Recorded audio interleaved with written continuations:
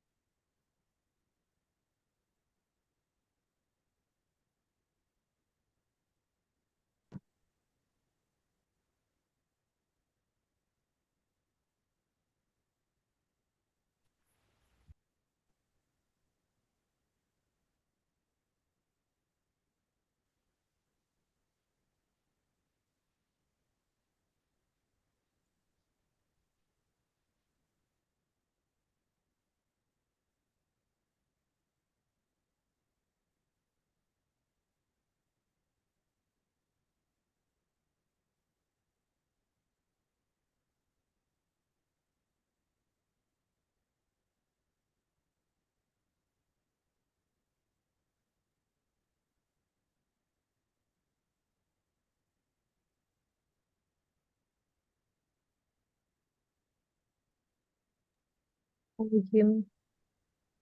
Good afternoon.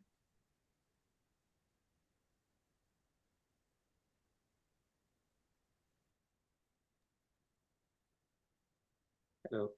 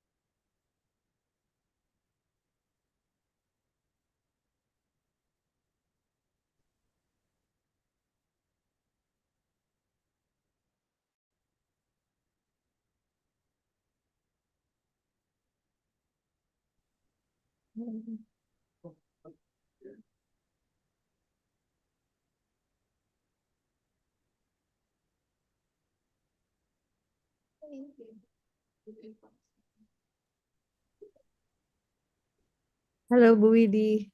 Halo, selamat siang. Hai Jim, good morning. Morning. Hi everyone.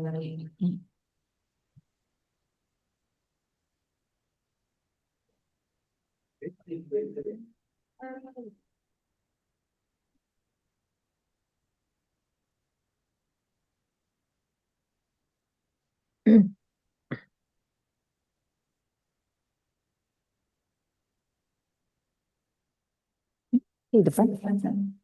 Oke.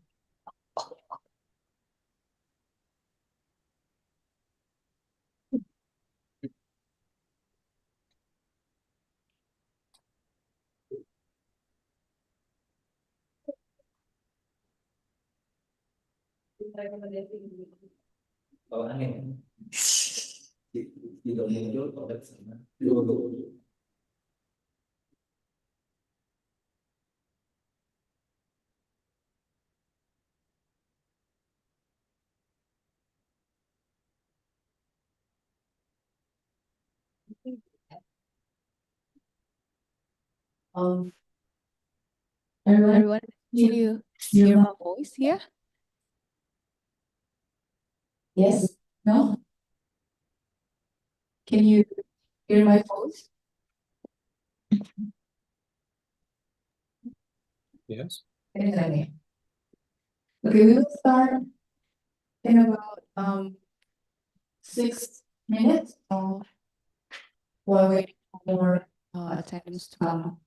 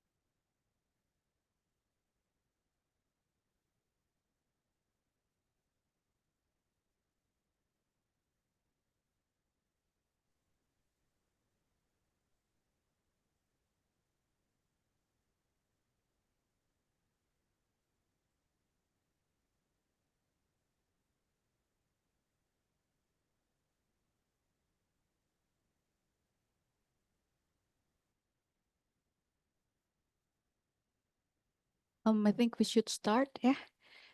Okay. Assalamualaikum warahmatullahi wabarakatuh. Bapak ini jangan lupa di record ya. Okay. Thank you so much. Good afternoon, everyone who is attending on offline and online. Can we probably show the audience?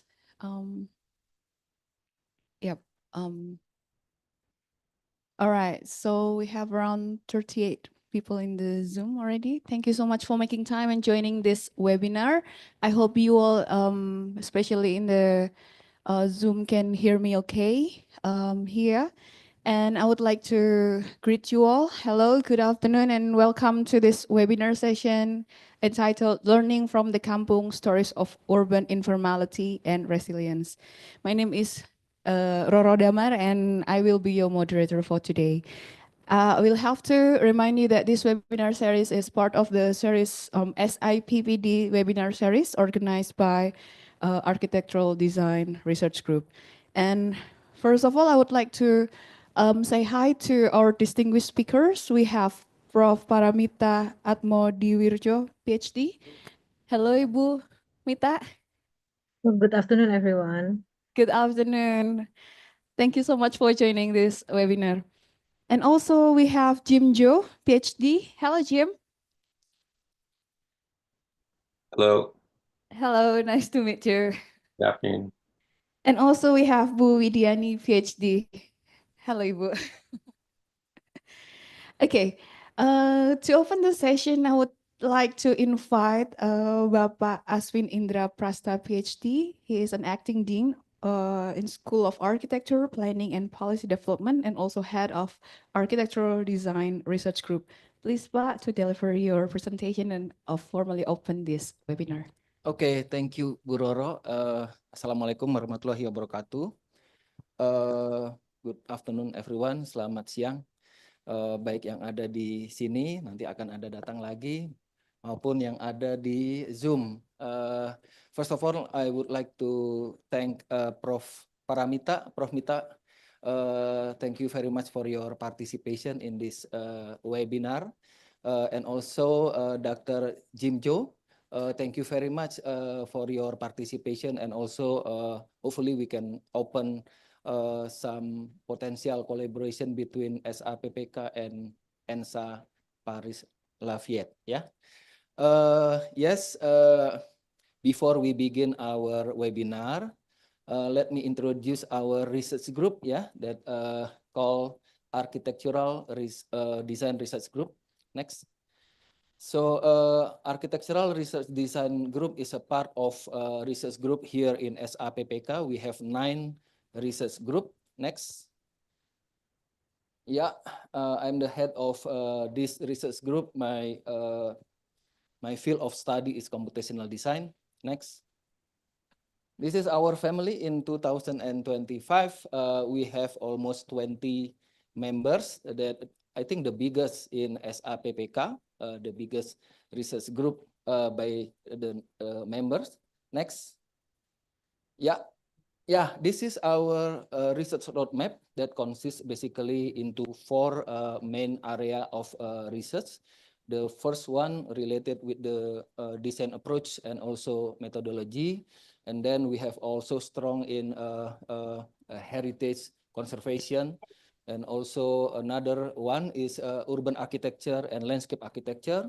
The last one is design, because all of our members are responsible not just for the architectural department, but also for the another department or study program that is urban design, master in urban design, and also master in landscape architecture.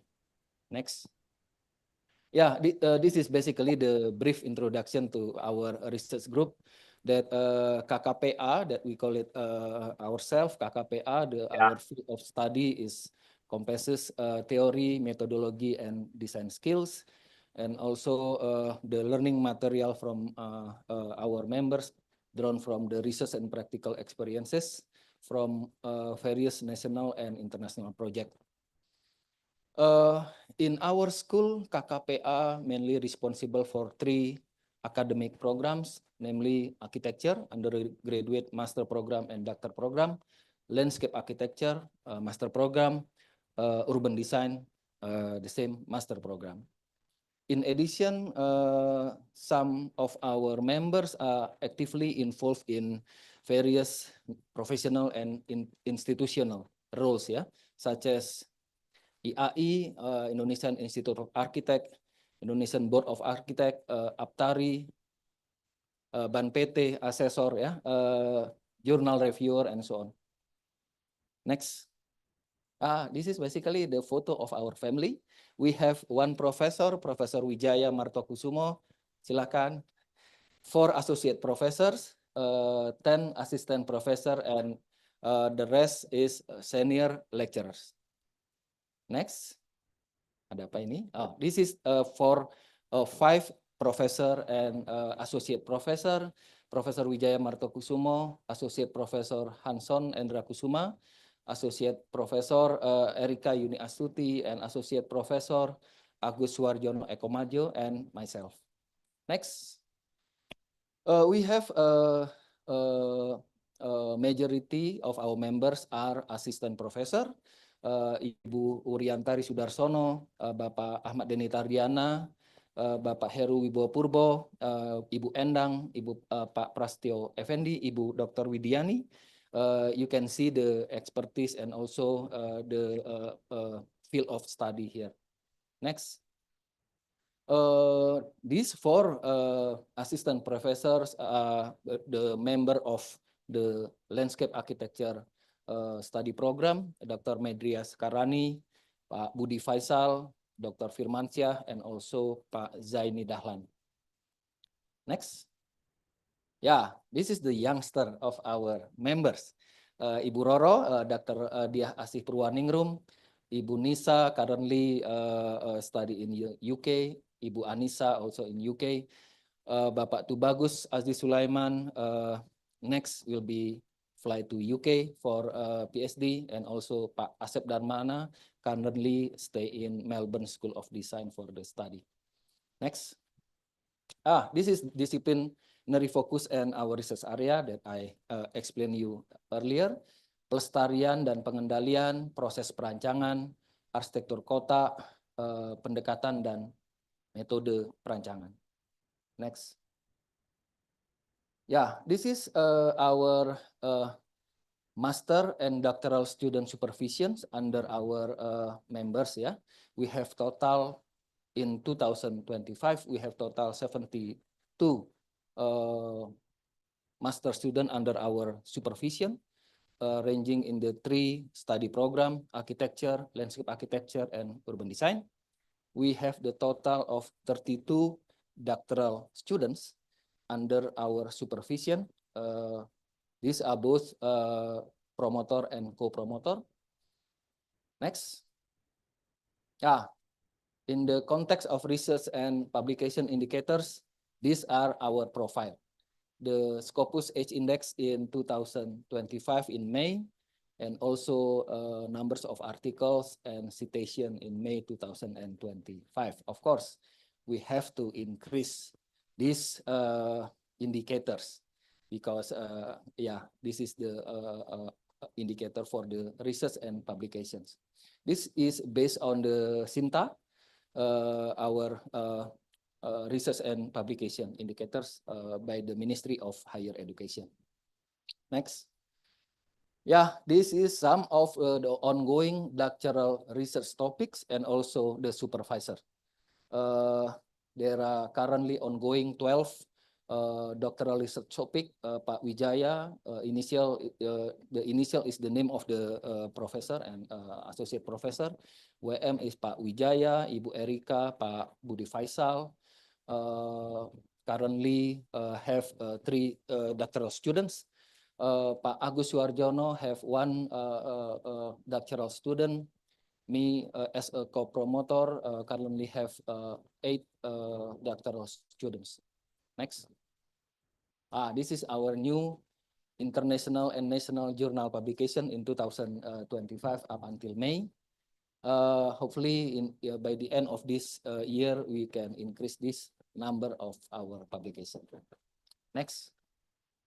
Yeah, that is our introduction of our research group. As a role of the acting dean, I have obligation to open this webinar. So let us discuss together with this very interesting activity, yeah, the learning from the kampung. I heard that this activity is currently joint workshop between our school and also uh, uh, university from abroad. Yeah. So have a good discussion. Again, I would like to thank Professor Mita and also Dr. Jim Jo for your participation. Really, we appreciate your participation. Okay, thank you very much for your attention. Hope we can discuss later on after each of the presenter have their session. Thank you and have a good webinar discussion. Thank you very much. Wassalamualaikum warahmatullahi wabarakatuh. Waalaikumsalam warahmatullahi wabarakatuh. Thank you so much, Pak Aswin, for the presentation and also opening this webinar. Now, I think we will have to start the webinar, and we will invite our first speaker, Professor Paramita Atmodiwirjo, PhD. I will read her short bio. Prof. Paramita Atmodiwirjo is a professor of architecture at Universitas Indonesia. Her educational background consists of Sarjana Teknik Arsitektur from Universitas Indonesia, Master of Architectural Studies and PhD from the University of Sheffield, and Master of Arts in Education from the University of Bath. Her research interest is on the relationship between architecture, interior, and the user's well-being through microspatial inquiry within domestic and urban scales. Together with design cluster at the Department of Architecture, Universitas Indonesia, she conducted various projects on community-based design and environmental education for various community groups. Her recognition include the Emerald Literati Award 2021, the Future Art Green Leadership Award 2019 for the Sekolah Indonesia Cepat Tanggap Project and the Holcim Award Asia Pacific 2011. She is also the editor-in-chief of Interiority Journal. Probably Bu Mita can start to try to share the screen. And while waiting, I would like to remind all the audience, especially in the Zoom, to mute themselves during the presentation. And also we will have Q&A session after all the speakers finish presenting their presentation. So keep your question if you have in here, or probably you can drop the question on the chat box while we can discuss after the presentation finished. Okay, Bu Paramita. Okay, good afternoon, everyone. I will try to share my screen. Yes, we can see. I don't think I can. Wait a minute.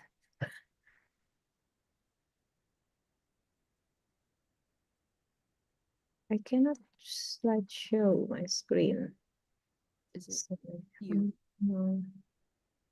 maybe I'll do this first.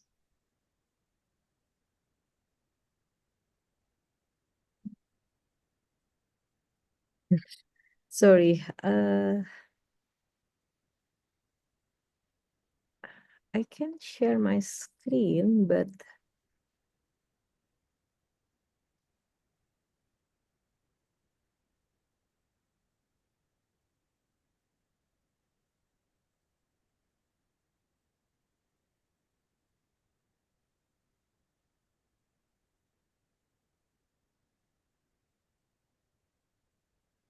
okay.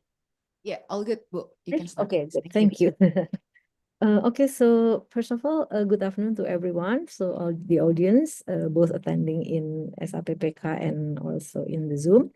First of all, I would like to say thank you for the opportunity to share about some ideas related to the workshop that we have, learning about urban kampung, especially about the stories of urban informality and resilience.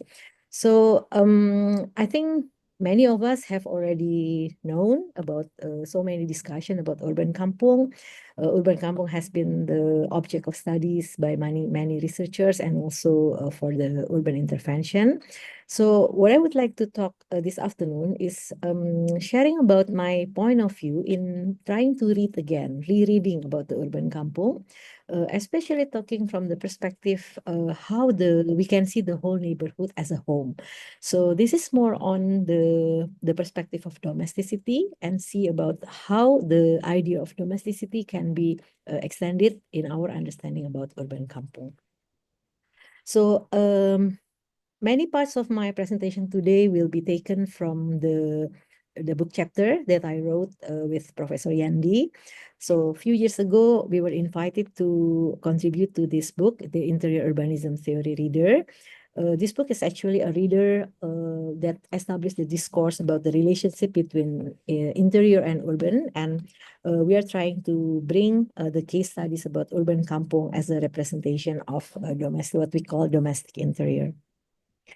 So the idea of domesticity, as probably most of us already know, is very often associated with the idea of experience or the feeling that we have related to the dwelling or the private space of living space. We usually talk about domesticity when we talk about the idea of comfort, protection, identity, which very often this is accommodated by the private dwelling. So talking about domestic, very often we consider it as a private domain, and then we usually take it as the opposite of the urban setting or urban context as the public domain. But in this presentation, I would like to offer another point of view, which might be relevant when we're talking about the urban kampung. The idea of domesticity is actually not limited to the boundaries of the private dwelling. So when we talk about domesticity, it's not always about something that is at home inside the house or something that is private, but it can also be produced within urban domain. So the main idea about domesticity that I would like to talk about here is about how domesticity is produced by the relationship among actors, spaces, objects, events, actions, and socio-cultural contexts. And all of these, the things that can make up the domesticity, can be found both in a small domestic scale and also within the larger urban scale.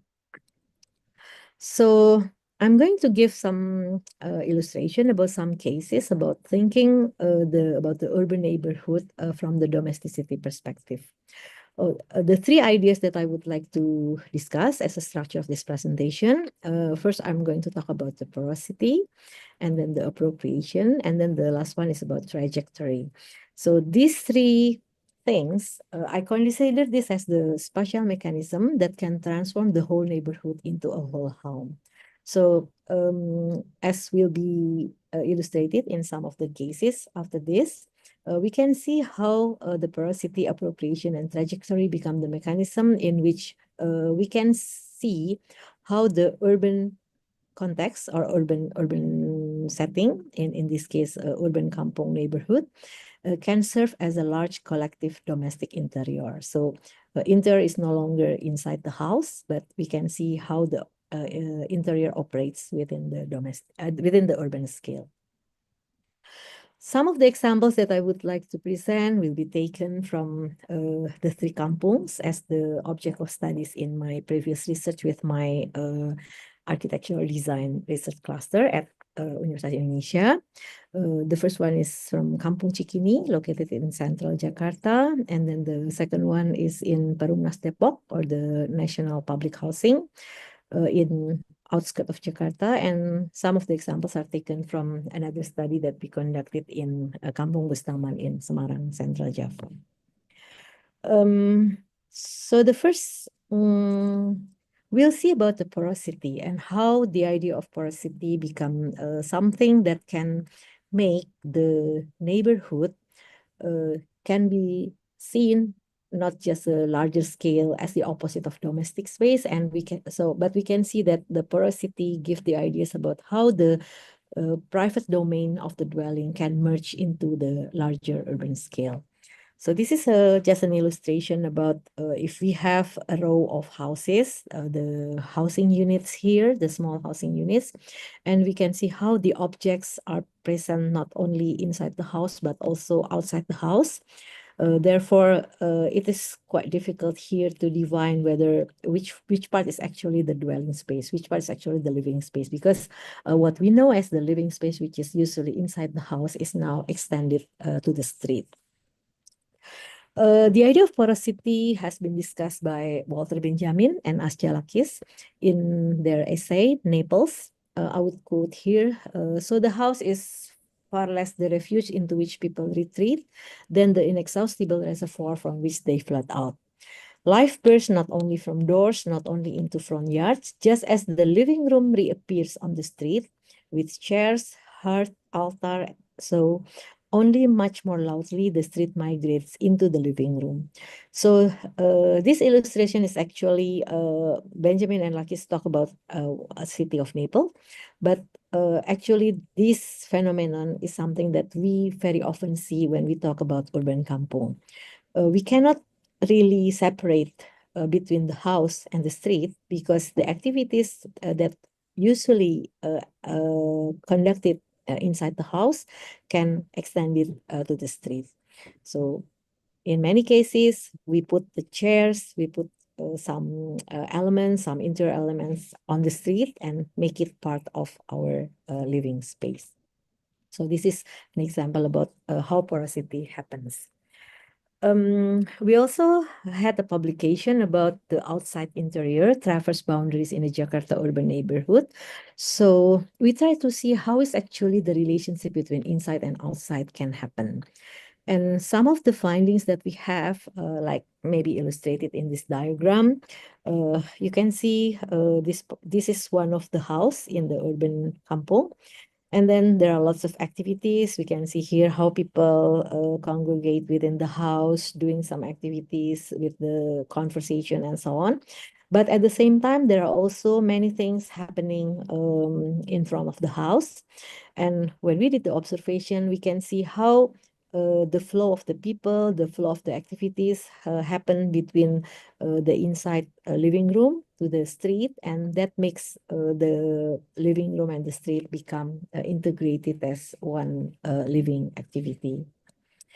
And then another one is, this is another example, similar one. So there is an occasion in which one of the house become the place where children are gathering and study, revising about their schoolworks and so on. And then some of the children playing outside, and then the dialogue between the children who is inside and then the children who is waiting for their turn for doing activities in that house, and the other children which is just hanging around the street. So the dialogue between them makes the spaces continuously accommodating the flow of the activities and the people from inside to outside and the other way around. And then this is another example that we often find when we talk about kampung, urban kampung, or the urban housing. This is actually an occasion in which the street in front of the house is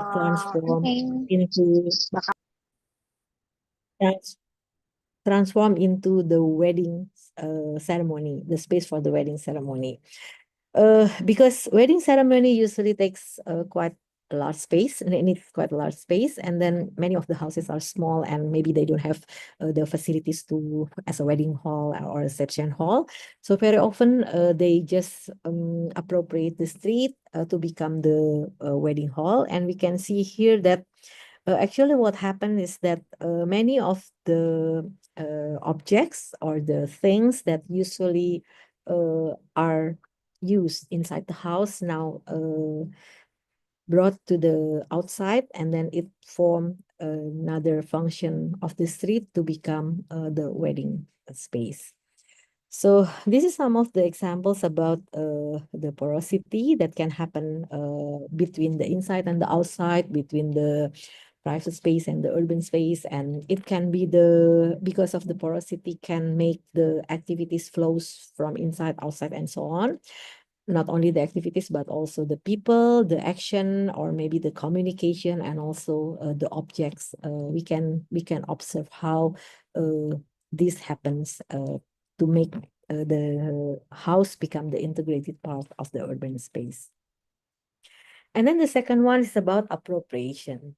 So this is actually the illustration about how the urban kampung neighborhood are appropriated by the inhabitants so that the function that usually serve as the domestic function in a house now can take place in many parts of the neighborhood, and that is what makes the neighborhood becomes a large home. So this is just an illustration about how the street in front of the house can be transformed into maybe what we call a living room. So maybe the house itself does not have a living room because it's very limited, but then the residents occupy the space in front of the house to become the new living room, which can be shared collectively by others. And then sometimes the space in the urban neighborhood can also function as a dining room, as a collective dining room. So usually we eat as a family inside the house, but in many occasions, because of the collective activities or collective events that is organized by the inhabitants of the urban kampung, in this case, there is a night market or a night bazaar in which people sell food and then people come to buy and eat food and so on. So the kampung now become the dining room. This is another example about how the space in the urban kampung can become the dining room. So in one of the village that I observed in Central Java, there is an occasion in which the residents arrange some part of the space in the kampung, and then some people sell, and then the people, maybe because they are busy with their work or they are busy with their jobs, they don't have time to make food for themselves. So they use this collective space to have breakfast or maybe lunch. So the dining activities, which is usually conducted as a family inside the house, now becomes the collective activities that is performed together by the residents. And then the neighborhood is also become the playroom. It is very often that we see that the children can appropriate the spaces, whatever they have around their neighborhood, as a place where they can play. This is an example where the bridge, which is usually function as a space to connect one part to the other across the river, but these children are playing. This game is called crocodile game. So they imagine that this is actually the river. The real river is actually underneath, but they imagine that this place is the river. And then if you are in the river, then you will be chased by the crocodile. So this big guy here is one of my research assistants playing together with the children, and he acts as a crocodile chasing all the children. And you can be free from the crocodile if you take the edge of the bridge. So they define these entities of the bridge as a playroom for their own game. Yeah, this is the illustration about how the bridge can transform into the game with the children try to create their own rules in appropriating the bridge. And then I would like to give another example. This is actually quite interesting in another urban kampung that I observed. There is an occasion in which the street, so you can see here in the image on the left, the blue stripe is actually the street. How the residents see the street, not just a circulation space, but every Independence Day, because in every August 17th, the people in Indonesia celebrate the Independence Day, and usually every kampung have their own celebration events. So what happened is that this image tried to show that for that celebration, they transform the street into the space where they gather and have what we call here in Indonesia tasyakuran, as like a Thanksgiving event. And then they transform the part of the street and also transform the house in both sides of that street as a space for celebration. But you can see here the other blue patches here are also the spaces that can support the celebration. So this is a kind of temporary appropriation of the space in urban kampung where the residents manage to rearrange the function of the house. Some of the house become their center for cooking the food. Some of the house become the center for maybe preparing the gift for the competition, for the children competition in that celebration.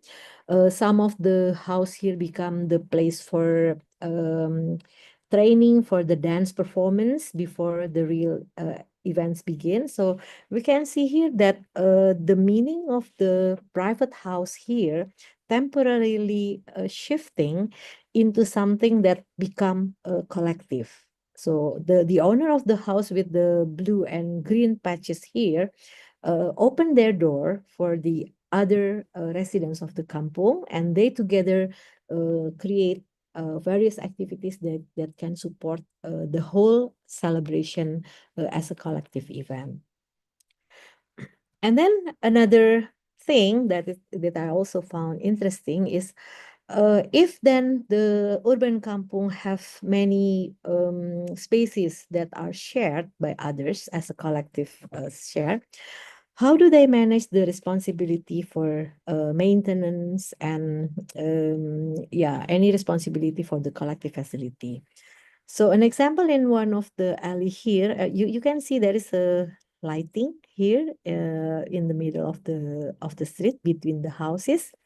Actually, it is interesting that this is actually part of the public domain, but because probably at that time the government does not provided enough budget or enough facility for the street lighting, then the residents have initiative to share this lighting to make sure that the alley is not dark at night through this mechanism.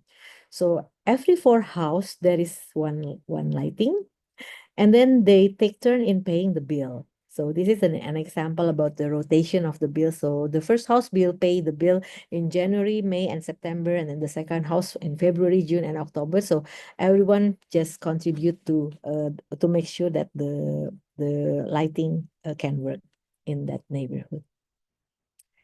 This is another example about how the people in the neighborhood appropriate the spaces outside their house as an extension of their domestic space, and in this case, it's primarily for creating the greening environment. So this is a kind of collective greening in which each of the residents have their own way to create the green space within the available space.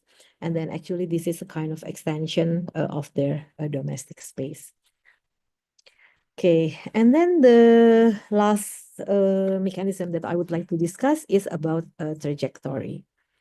So when we talk about urban kampung from the perspective of the inhabitants, then we can see that actually many events happen in the neighborhood as a part of how the resident relate themselves with the neighborhood, not as a single or static events.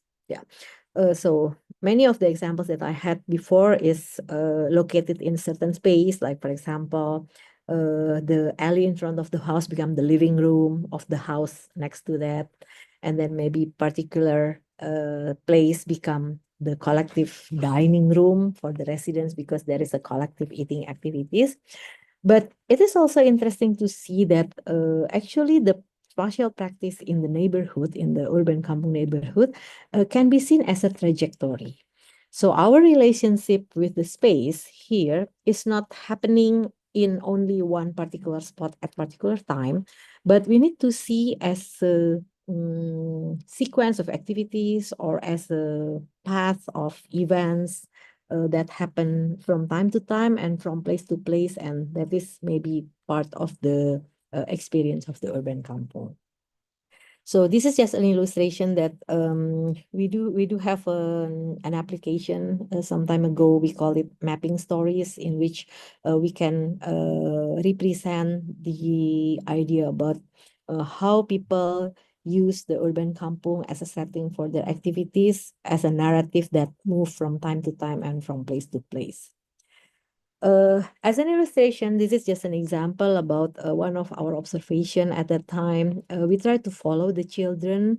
What do they actually do around the neighborhood? And then we can see here that they move from time to time. This is in the afternoon. So in one of the afternoon, a group of children walking around the neighborhood, and then they try to find many events, many activities to fill their free time together with the friends. We can see that in each place, the children find something interesting for them. And then when they feel enough, they move to another place. And maybe they interact with other people, or maybe they interact with the shops, or maybe they interact with the coconut tree. Maybe sometimes they just do nothing, as children and teenagers often do. They just hanging around there without any particular thing to do. But we can see that understanding these activities is only possible if we really follow them from time to time and from space to space. Yeah, this is some illustration about how we can combine all of their experience into one collage that can show how the continuous activities that they perform in using the neighborhood as a part of their everyday life. And then there is another event that we also observe. This is actually the morning walk to aerobic. So this is the location of the aerobic in one of the elementary school. They use the place, the schoolyard of the elementary school, as a place for aerobic practice every weekend. But what's happening is that what we call aerobic practice is not only located in one single space, but the ladies, the women, inhabitant of the kampung who join the activities actually already start their activities when they starting from one of the house. This is one of the house of the woman, and then moving along the path. And then you can see that what is happening is that it's a lot of conversation, casual encounters with the people. So when one of the ladies come, and then they invite others to join, and then maybe the other one does not want to join, but just have a casual conversation. Hello, how are you? Where are you going? And what's special today? Or any other conversation that probably come up when they move along the space.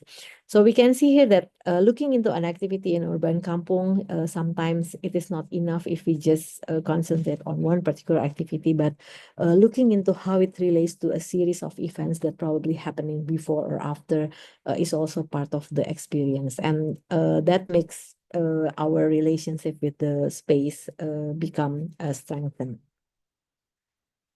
This is another simple example about what I mean with trajectory.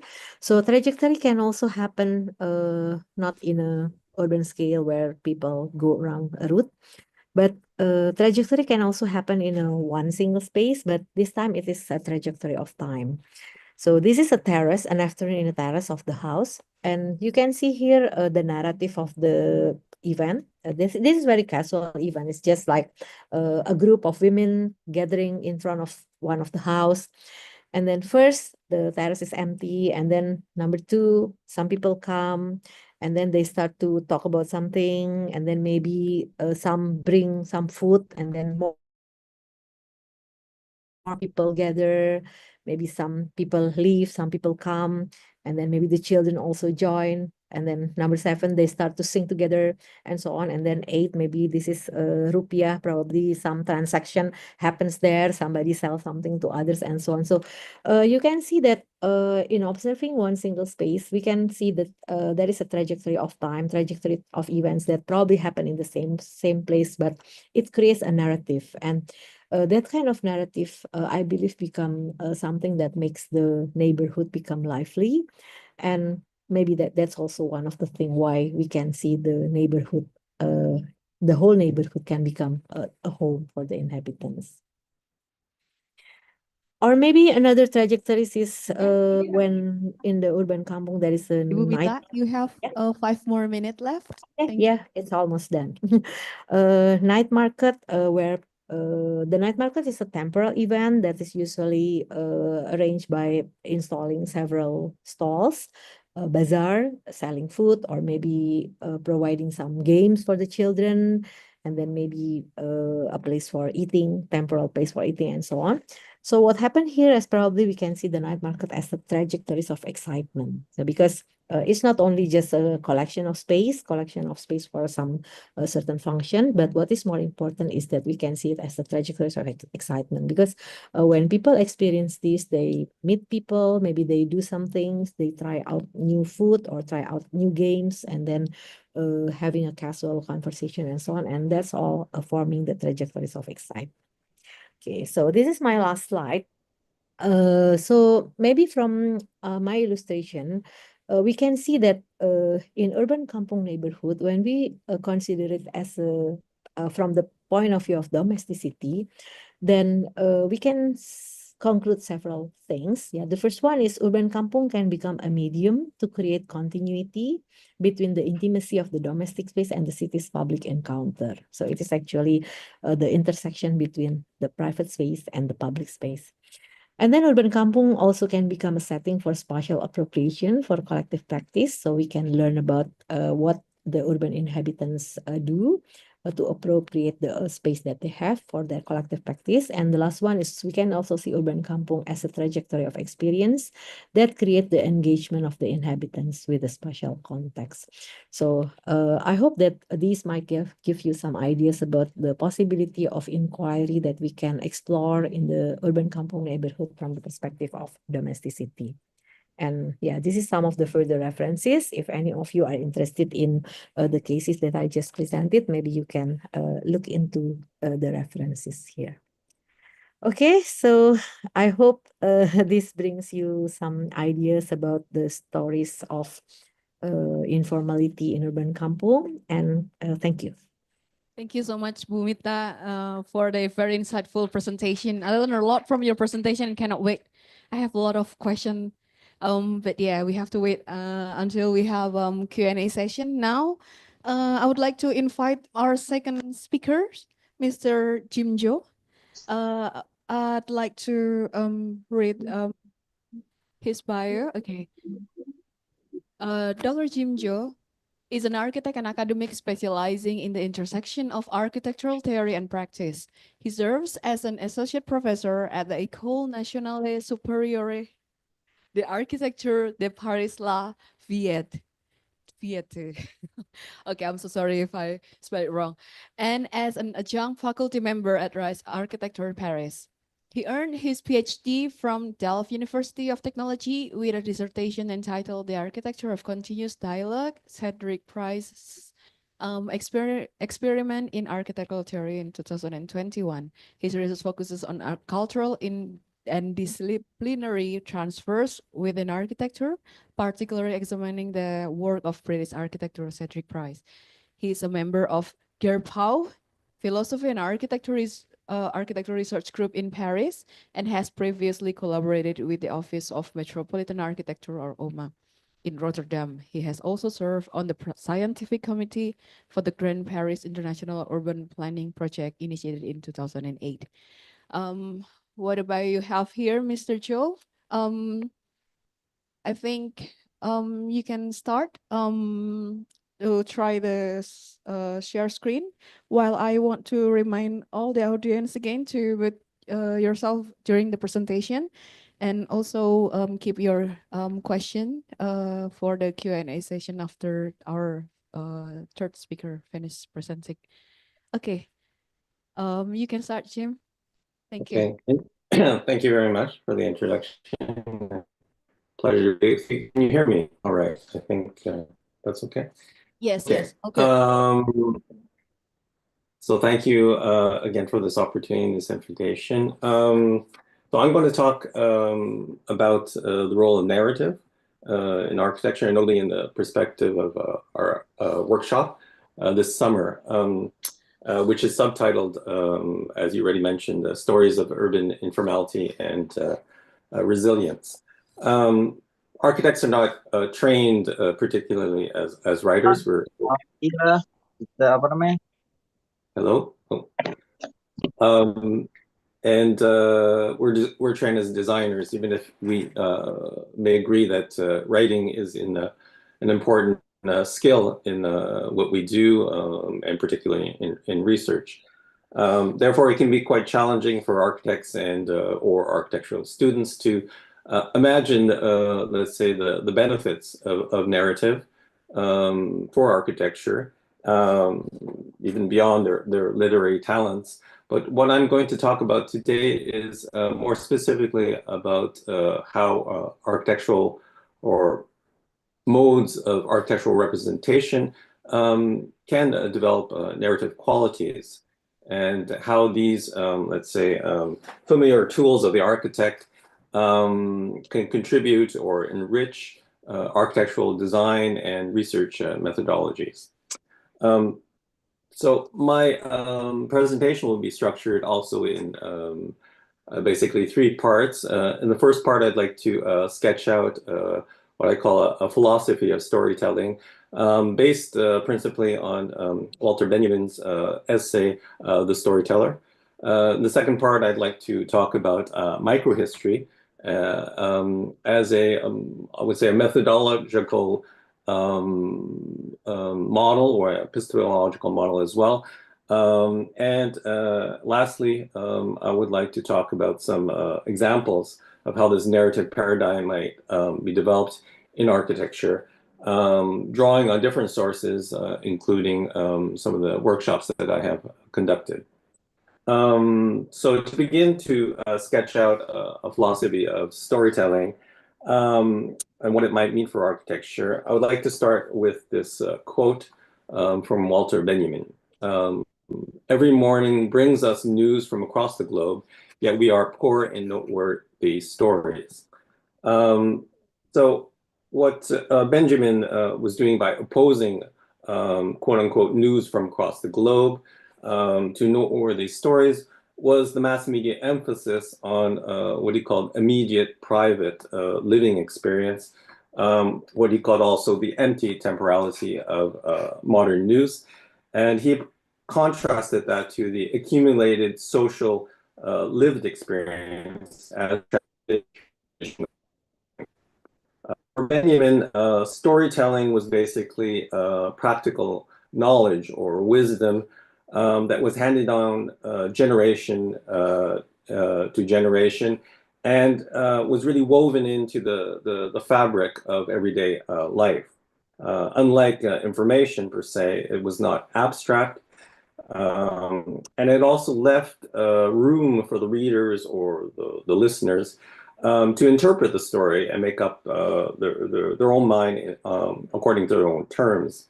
So storytelling was really tied to collective memory and to the material and spiritual life of a community. And stories also demanded craft and empathy, even imagination.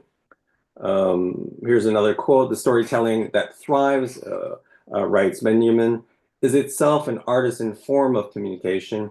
As it were, it does not aim to convey the pure essence of the thing, like information or a report. It sinks the thing into the life of the storyteller in order to bring it out of him again. Thus, traces of the storyteller cling to the story the way the handprints of the potter cling to the clay vessel." Well, what Benjamin felt was lacking with mass media was the ability to exchange experiences with the same kind of communal intimacy and attention that was characteristic of oral cultures. In other words, the sense of companionship, proximity, immediacy, enlightenment, even pleasure, that was present in the practice of storytelling. Storytelling was socially and culturally engaged art form, and as Benjamin claimed, a great storyteller will always be rooted in the people. Now, if architecture is about problem solving, it is also about problem understanding, or problematization, meaning the ability to inquire and ask questions, to critically analyze and interpret a given situation. And I would say last but not least, the ability to cooperate with various stakeholders working toward a common goal. And this is where storytelling, I think, may be of critical value, in my opinion, in opening up a space for cooperation, for collective memory, what I call living heritage. Not at the end of a design process, let's say to promote, quote unquote, an architectural product, but from the very beginning, as part of more inclusive dialogue at the heart of a design project. So now this still may seem very far removed from architecture, let alone scientific research. So storytelling tends to sound a little bit less, let's say, serious than design or research, let alone problem solving. And as a way to kind of bridge this gap, I would like to turn now to microhistory as a methodological and epistemological model for how we might think about narrative in architecture, and particularly in urban research. So microhistory is a specialized field of historical research that rose to popularity in the 1970s, starting in Italy. Carlo Ginzburg's The Cheese and the Worms, which you see here, the cover of the English translation in 1980, is often seen as the foundational work of the microhistorical method. In this study, which focuses on the life of a 16th century miller, whose unique vision of the world seemed to represent a mix of high and low culture, Ginsburg defines microhistory as the intensive historical investigation of a relatively well-defined smaller object, most often a single event or a village community, a group of families, even an individual person. What makes microhistory, I think, relevant for our discussion today is not only its scale of investigation or the emphasis on lived experience, or even the attention given to ordinary people and everyday life. I think it's the way that historians use narrative to not only tell the story of their objects of study, for example, this 16th century miller in Italy, but also the story of their own study. That is, in other words, microhistorians make their study part of the narrative and the process it follows. For example, reviewers have often compared Ginsburg's study of the cheese and the worms to a mystery novel, crime story in which the microhistorian is the detective and the culprit is the, you could say, the cultural cosmos that influences the way the main character, or quote unquote victim, envisions the world. Because I forgot to mention that the protagonist, the miller, is actually assassinated in the story as a heretic during the Roman Inquisition. So some microhistorians even resort to merging fact and fiction in order to foreground the subjectivities, mentalities, and experiences of their subjects through, for example, first-person accounts based on interviews and archival research. For example, as in historical novels, for example, or oral histories.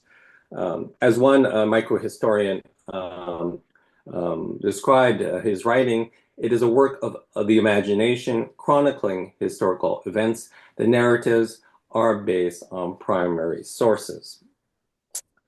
Although this kind of micro-reading has limits and poses questions, no doubt, about how much one can really, quote-unquote, enter into the mind of a historical actor, or generalize even on the basis of certain unique details or fragments of reality, what micro-historians call the exceptional normal.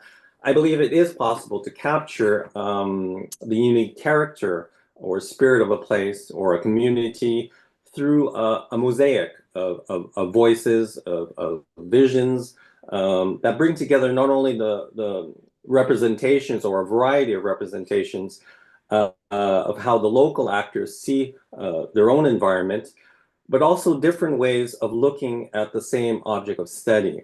And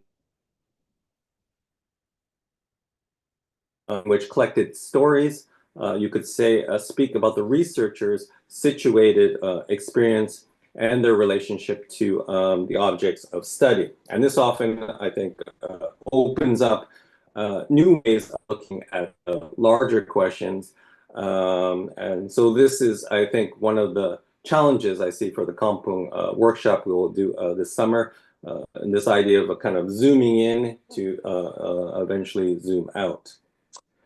So before I present some examples of how this narrative paradigm might be developed in architecture and more specifically through architectural representation, I would just like to point out or emphasize one more feature of a narrative that I think is important for understanding its value and power, which is its accessibility.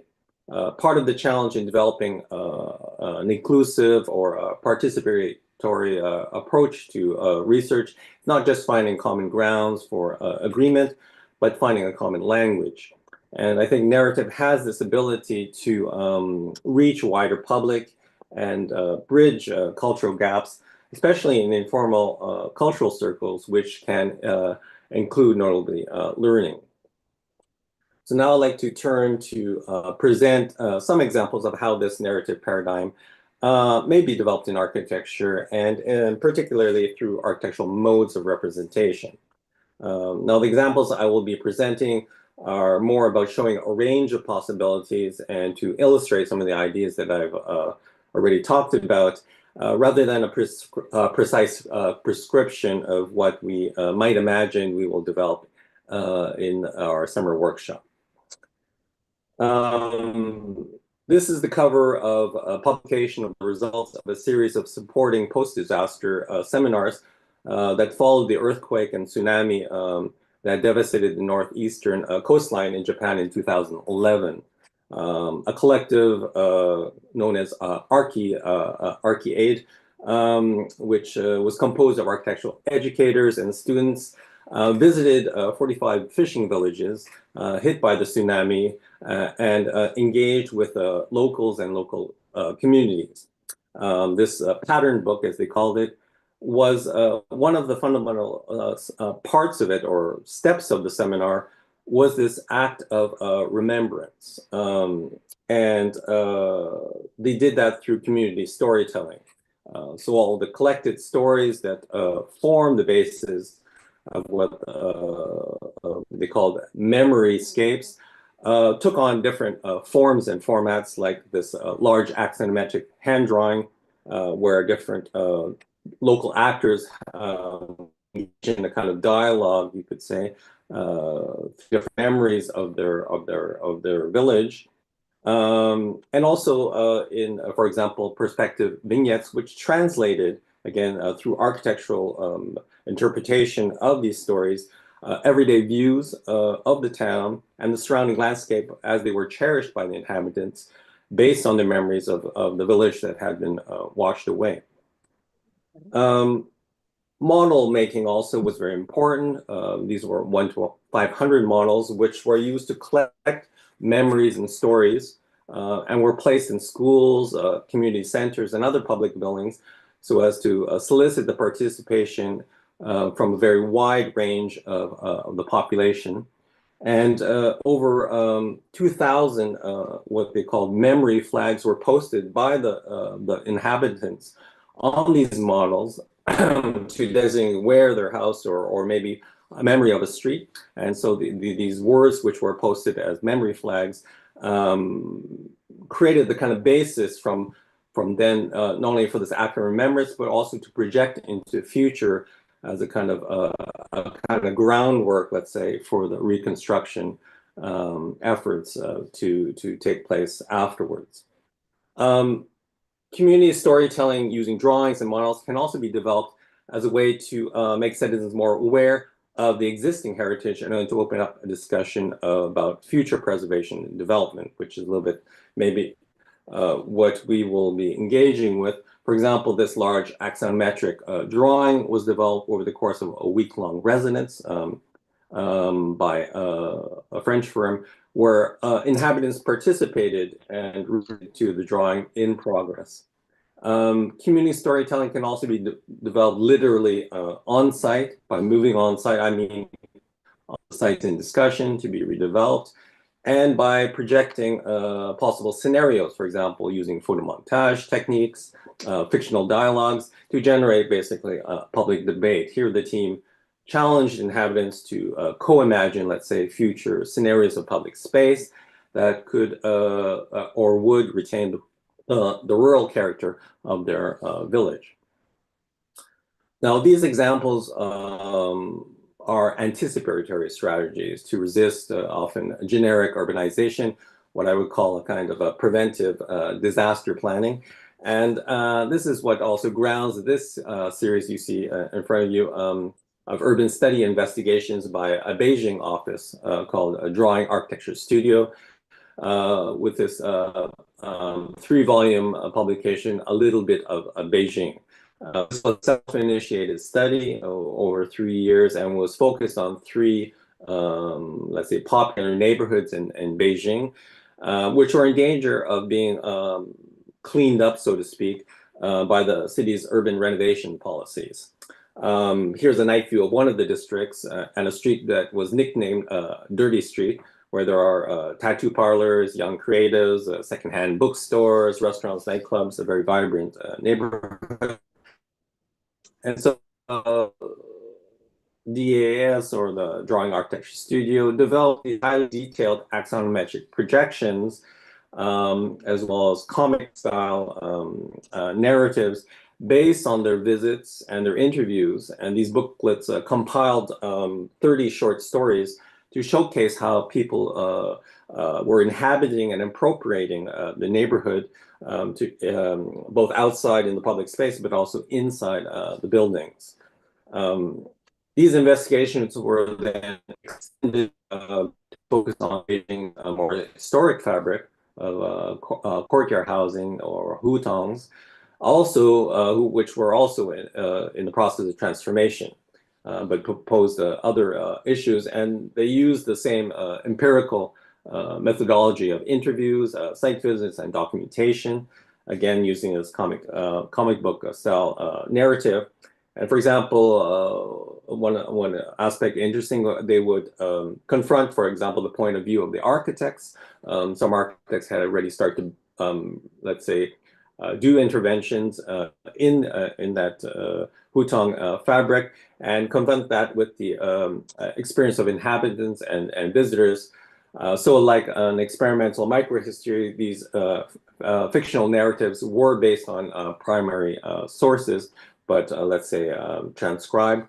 And these stories are not simple records, as they say themselves, but an artistic processing of the atmosphere or spirit of these districts, using the language of graphic novels. DS later extended this research on Dirty Street by zooming in on the life of a single building in this work entitled The Samsara of Building Number 42 on Dirty Street, which they did later on. Samsara is a Hindu term signifying the cycle of death and rebirth, in which life in the material world is bound. And so through these large scale axonometrics, actually enlarged by after zooming in even further to a kind of microscopic level, they presented 4 key moments in the informal appropriation of the standard socialist housing block, even its demolition and reconstruction, in the way the idea to influence the kind of course of the development. More recently, the office has supplemented these studies on building number 42 with a series of fictional short stories entitled On the Roadside. And that continued to combine comic book style representation, but with really architectural, let's say, type drawings or conventions. For example, building sections. The comic book is really kind of laid out like a building section. And what I find interesting also is that the characters from previous stories are introduced into these new stories. So there's a kind of continuing story. In fact, you see this, the character, the bookworm, for example. There's this episode with the bookworm. The bookworm was actually a real inhabitant that lived in front of the apartment of the architects.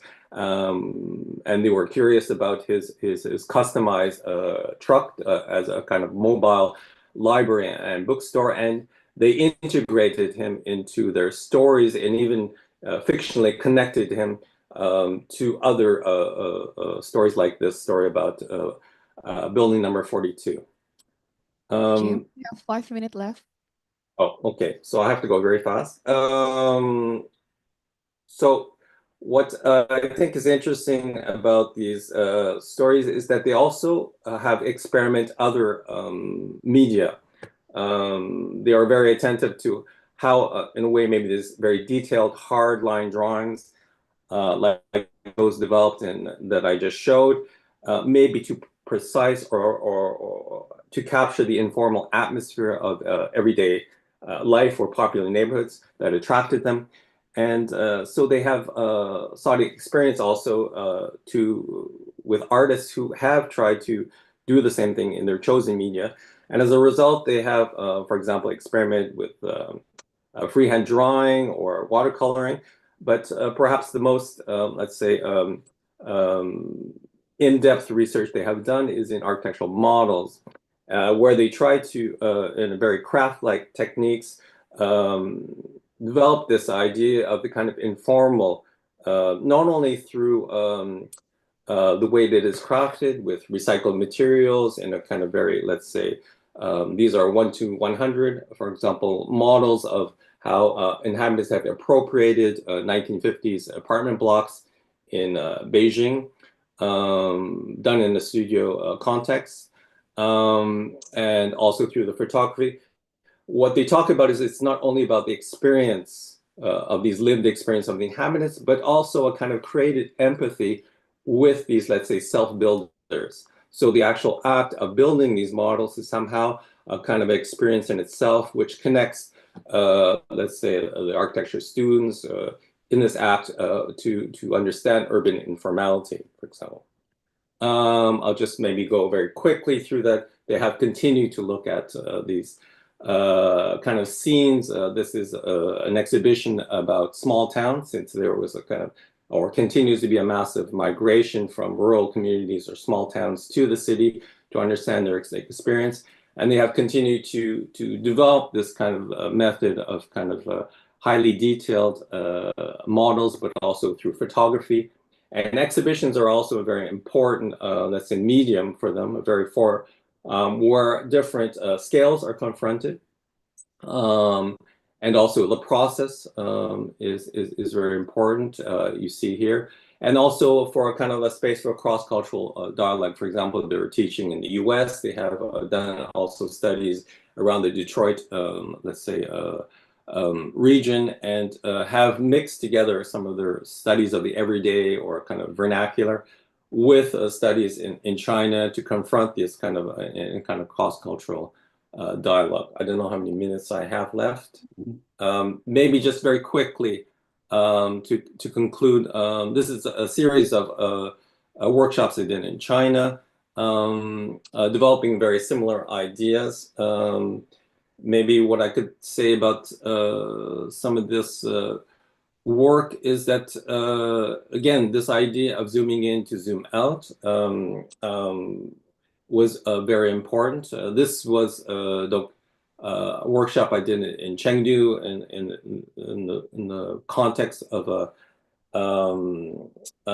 festival for art, city, and heritage. And we basically shifted the idea of the heritage. The idea was going beyond permanence and buildings to the living heritage, basically how people use public spaces, collective spaces. So this idea that I mentioned before, focusing on different types of sites, for example, but this idea somehow looking at future transformations and be able to maybe influence development policies. This is, for example, a very strange highway interchange where you see even a barbershop there. There's actually, it's a very maintained area, despite appearances. Four families live there and they maintain the space underneath the highway. And basically what happens in Chengdu, because of its massive expansion, they build highways on top of highways, so the higher speeds are far above. And in fact, the speed limit below is quite low, so that it's more like an urban boulevard. So you have this very strange setting, in fact, which the students had to kind of, let's say, decipher. And in fact, what was very interesting beyond just reconstructing the let's say the transformation in this area was that there was a kind of coexistence of different communities. Some were the persistence of the popular communities that lived there before, performing opera. Others, maybe the most interesting one was that it was a kind of a hub for employment. And so workers would just basically wait there until someone came with work, and they would all move on scooters or board on a truck to a new construction site. And so in a way, this coexistence of different uses of the space, also for meeting, recreation, tea time. And basically what was very interesting is that the students worked the whole time of the workshop on site. They only came back to the university sometimes to show the work. So they spent the whole workshop on site observing and engaging with the let's say the users of the space. So maybe I will stop there. Thank you, Jim, because the time is actually out. Thank you. All right, thank you so much, Jim Joe, for the very interesting presentation about narrative in architecture. So now we continue to the third speaker. Probably before that, just to give you quite like a background that what Professor Mita and Dr. Jim has discussed is also a preparation for another workshop that is coming on August about placemaking, yeah, with the similar title. So if you all interested, you can join us. Now, we invite the third speaker, Ibu Widiani, PhD. Dr. Widiani is a lecturer at the School of Architecture, Planning and Policy Development, Institut Teknologi Bandung, specializing in the Architectural Design Research Group. She earned her PhD from Eindhoven University of Technology in 2018, following her bachelor's and master's degree from ITB. Her research interest encompasses architectural design, interior architecture, environmental behavior, lifestyle in architecture, and placemaking. She particularly investigates how millennials' behaviors influence spatial settings and design strategies. Beyond academia, she actively volunteers at the Dutch Design Week as an exhibition guide and surveyor, reflecting her commitment to bridging academic research with public engagement. Okay, so we would like to invite Ibu Widi, please.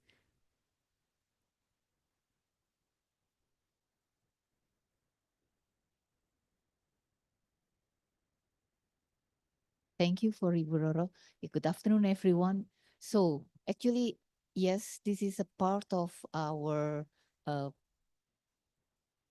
sharing session because we will conduct a workshop in August about learning from the kampung, but we call it learning from the urban kampung because we will conduct it in Indonesia, in Bandung, and the place is Kampung Pelangi, Kampung 200, and Kampung Manteos, including Kampung Cibarani in Bandung. So I would like to kind of give a general things that Prof. Paramita also Jim already told us about what we can investigate while we want to know better about a place, for example, Kampung. So I would like to give you the more broader aspects that we can learn from co-creating the urban kampung, everyday stories, spatial memory, and creative agency. So, why actually we want to know about kampung? So, urban kampung, actually we can find it a lot in Indonesia, and this is very interesting because those who live in the kampung actually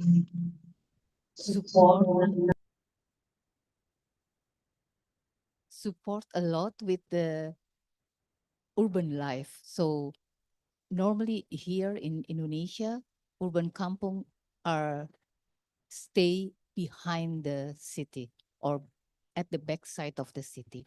So the characteristic is very interesting because they are close-knit social structures. So actually we can learn from them. And then they also have a lot of informal economies, as well as they face some challenges, like they have very limited infrastructure. Sometimes they also have informal of property land, also overcrowding, as well as poverty. And then why we choose urban kampung in Bandung? Because Bandung actually has about 3,200 square kilometers, and we have 2.5 million of population in 2020. And Bandung actually are separated or divided by Sungai Cikapundung.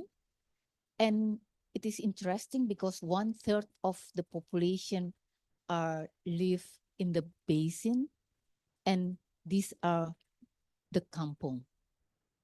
And then we can see our case study is 3 kampung next to each other facing the Cikapundung River. This is Kampung 200, Kampung Pelangi, and Kampung Manteos. Historically, Kampung 200 is quite a new kampung. Kampung Manteos is the eldest among these, and Kampung 200 and Kampung Pelangi formerly are residential who lived in the previous dormitory of ITB, and then they were replacing in this kampung, and the payment, I mean the transaction between replacing the place is 2,100 rupiahs. That what they received, but actually ITB replaced it in higher amount of money, 2 million. So they call it 200, and then there were right now 4 RT. RT is a kind of on the next slide, please. RT is a kind of neighborhood society, and they have 4 RT, and each RT consists of around 130 or 150 households. So in total, here we have like 5,000 households. And then why we learn from kampung? Because we want to know more about their civic infrastructure, how they economically live, how visual communication they have, in a sense of they don't have architecture, but maybe they represent something, and then how they live and how they mobile. And from this, we want to learn. Actually, we can start from 3 things. The first one is senses, how we can immediate experiences. So this is about sound, for example, how we can hear some noise, or maybe the mosque, maybe also some conversation like what Prof. Paramita mentioned before, or perhaps we can also smell something.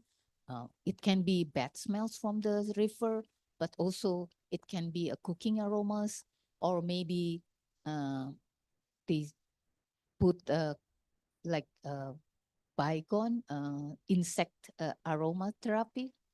And then it's also about taste, how we try to local foods, how they serve the dish.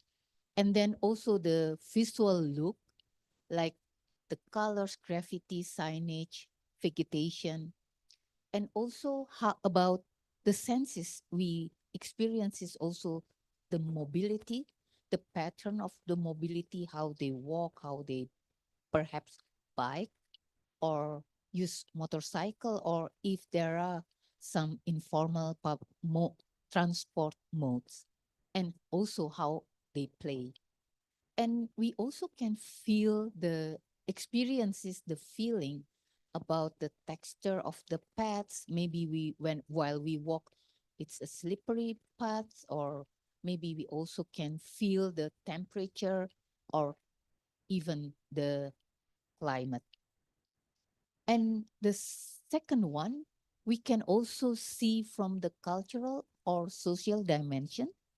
This is about the subcultures, where youth groups or perhaps religious community, artist communities, RT, RW networks, or maybe Ibu-Ibu PKK, the women's power communities,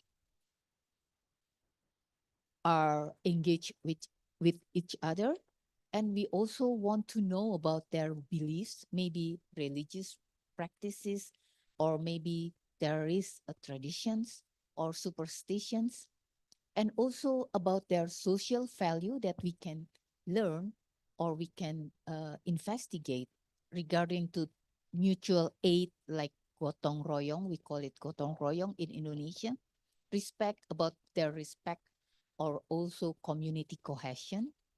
And the last one is about cultural expressions, how they have ceremonies, storytelling, festivals, craft, or perhaps also arts. And the last one we can learn is about symbolic or representational dimension. This is quite not advanced, but I would say this is quite complex, because then we will learn not only from the local, but also from the outsiders, or perhaps we can call it perhaps visitors, or people who are not live in this area. So the first one, from locals or from the residents, perhaps we can investigate about self-image, how they feel pride, or how they feel about the stigma narratives of resilience or neglect. And then we can also see the portrayal from the media representations, because nowadays, as we know, social media are very uh, fast, and then we can see how they affect or give impact to the area. And then how, for example, we can also know the tourist map, or how they promote the area as a tourist attraction, and perhaps also NGO campaign. And there's also about the aesthetic choices, how we can learn from their painting murals, for example, or perhaps signage, perhaps their clothes for the not custom, seragam, uniform, yeah, for their uniform, or perhaps sometimes as informality, we can also find curated fonts that normally they use in the area. And also about public display, how they decorate during the festival, how they work together on branding their society. And then from the outsider perceptions, this must be a bit careful to investigate and to interpret, because sometimes it fused by city officials. They have their own vision or mission, and sometimes urban planners also has their own opinion, and also academia and media. So if we want to investigate more, for example, we can see civic infrastructure. This is what I've told you before, that we have the neighborhood civ. It's like rukun warga or RW. And here in Kampung 200, Kampung Pelangi, and Kampung Manteos, they have like 4 local neighborhoods. And then we can see how neighborhoods associate together with the local councils, maybe also with the civic engagement structures. For example, if they have to paint the kampung, then sometimes they work together as a gotong royong, and the ladies, our ibu-ibu, the women, provide the food, because they have a kind of uh, warung, a kind of PKK's warung, that where they can have a little profit, and the profit will be contribute to the society again. So it's a kind of economic, circular economy for the society. And then it's also happened that sometimes if there are conflict, for example, the on the right hand side, on the below, there is a street that is covered by the overhang building. It's a balconies, and actually the street is occupied for public. And then if this is happened, then the all the residents are having compromised and having discussion with if it's possible or not. And then the most probably is possible, because then there is a beneficial for people who are walking, that they are covered. And also normally they also provide the lighting, because the infrastructure in this kampung are very limited towards towards public infrastructure. And then also they have a waste bank and posyandu, and they also, for example, on the right, on the left hand side, at the bottom, they have a public toilet, but actually it's not a public toilet, because everyone has a toilet, but this is for mosque, for the musalla. And then this is a kind of how we can learn from, or how we can investigate the civic infrastructure. And visual communication is about informal spatial coding, or perhaps vernacular aesthetics, that locals represent themselves as aesthetic, and also sometimes participatory art, or how the locals try to identify themselves or promote themselves. Everyone has the alligate, and because the alligate are important, especially for Indonesian during the Independence Day. And then sometimes they also try to figure out their, or beautification their place with the color, for example, or with the plants. And also they have different type of windows or doors. This is something that we can learn from the kampung. And the next slide is about graffiti and visual communication. It is interesting that here in the kampung, they have a lot of visual communication. They paint the wall, and then they also put the name or put the drawings on the wall.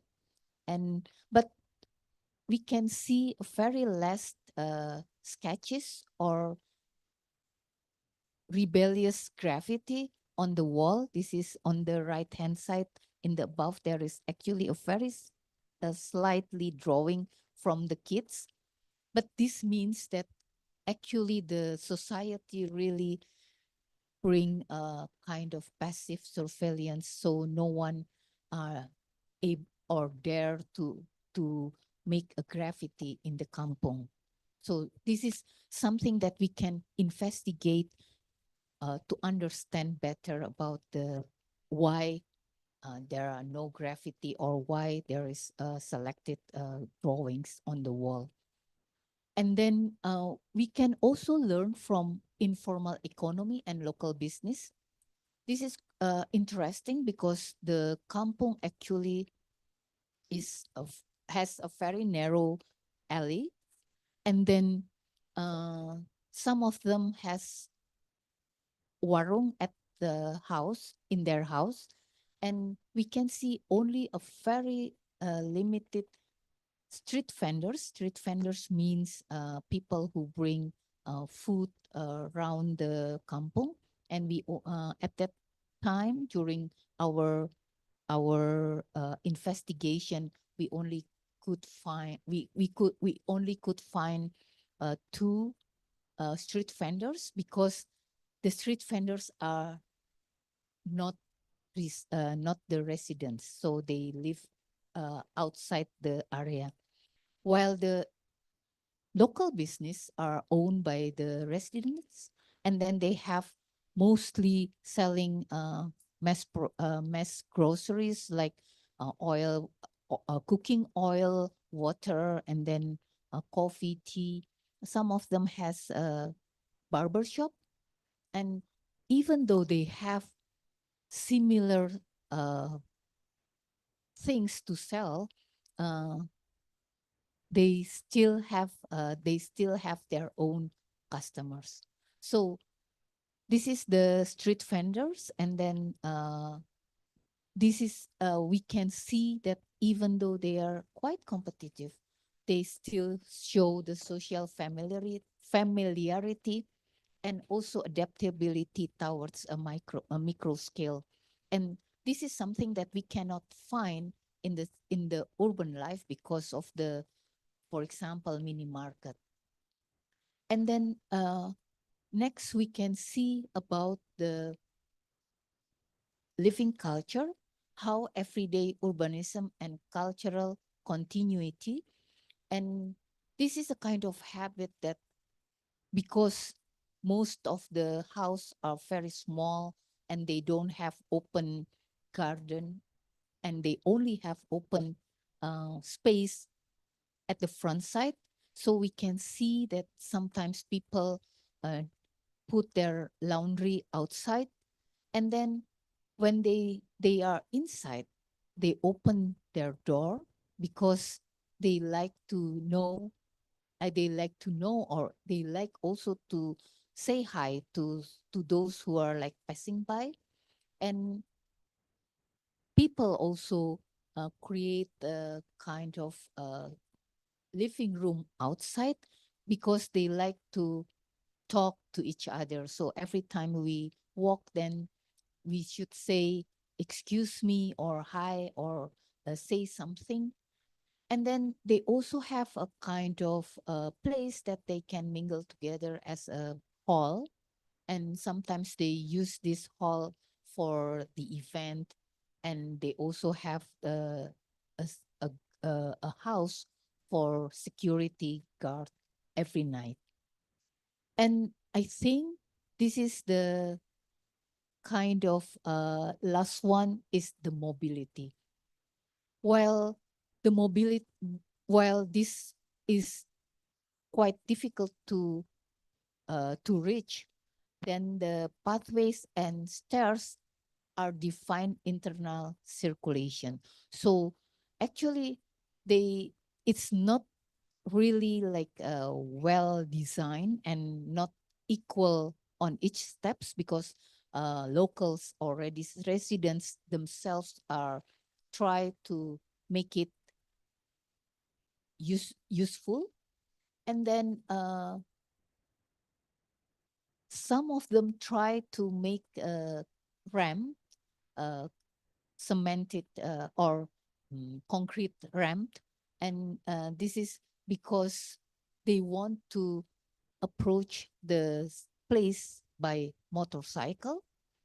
And this is also because if they cannot reach the or put motorcycle in the house, then they will cover the gate of the alley with the motorcycle.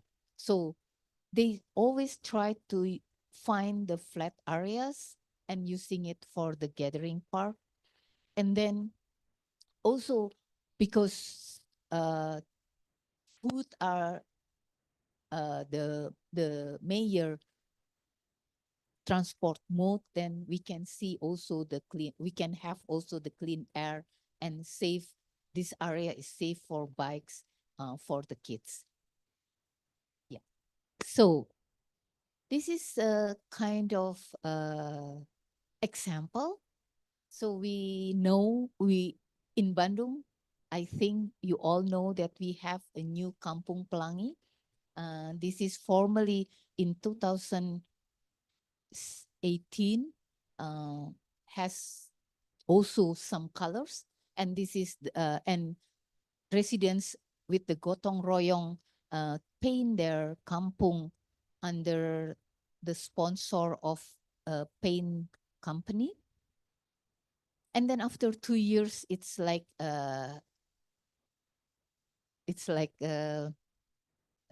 not in a good shape anymore. And then it's also the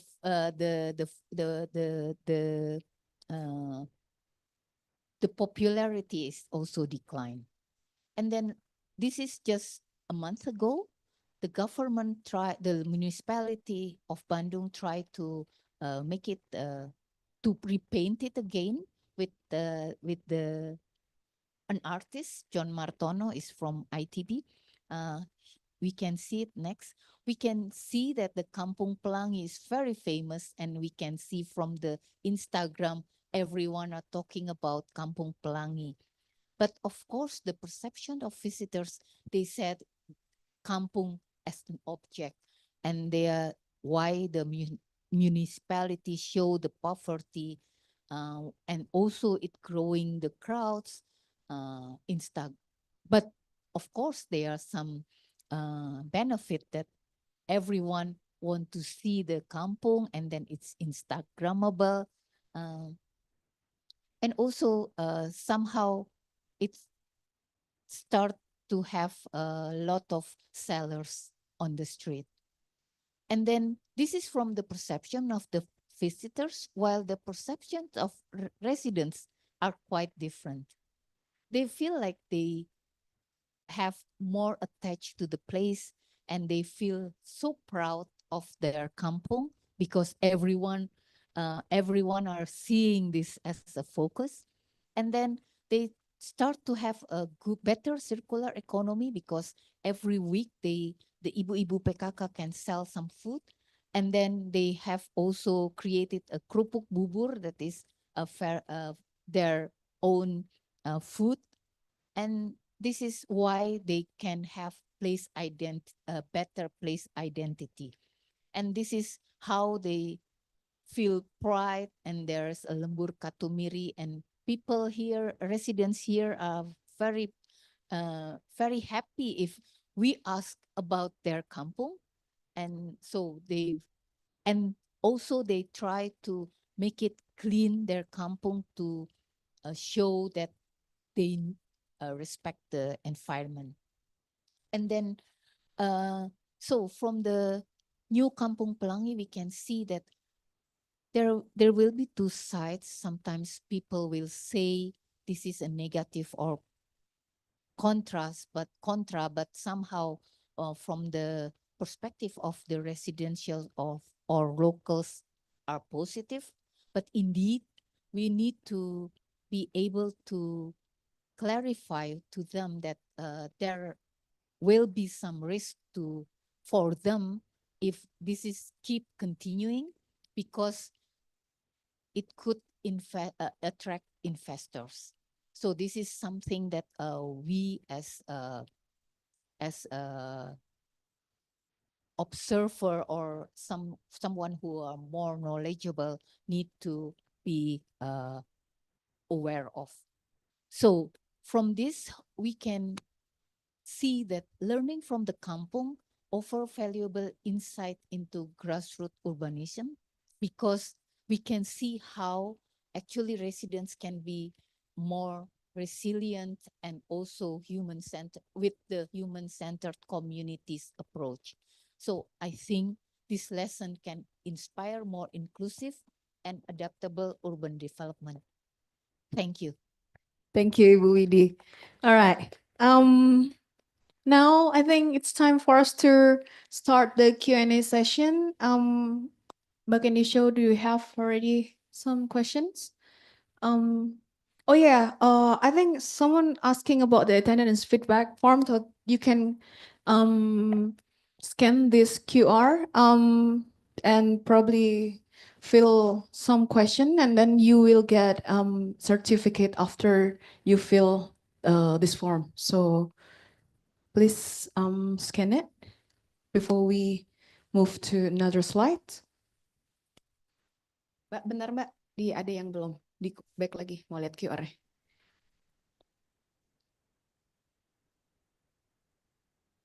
Okay. If you're done, then you can. Oh Mbak, formnya katanya udah ditutup, nanti mungkin perlu dibuka. Okay, while we fix the problem in the QR, I think we should continue to the next slide first, Mbak. Sudah ada pertanyaan? Do we have question from the offline audience or in online? Otherwise, probably I will start. I will start to ask question. Yeah, actually, this is for all three speakers. Actually, this question or probably Mbak bisa di show Bu Mita dan Pak Jim biar di spotlight di yes, supaya kita bisa melihat Bu Mita dan Pak Jim.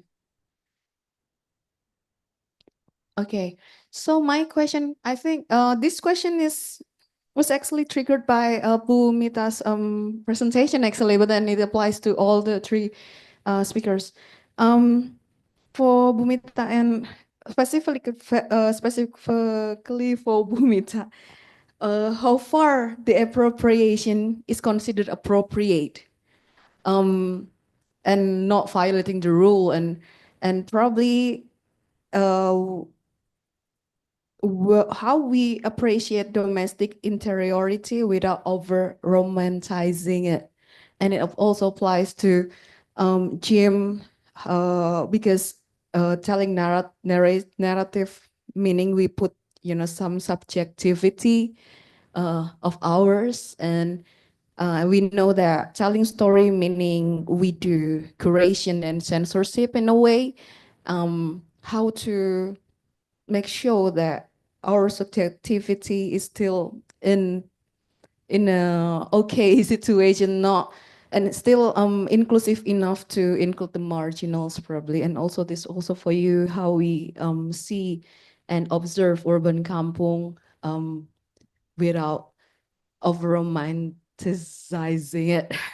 Okay, thank you. Probably who want to take the question first, Bu Mita or Pak Okay. Jim? Yeah. Yeah, sure. Yeah. Thank you.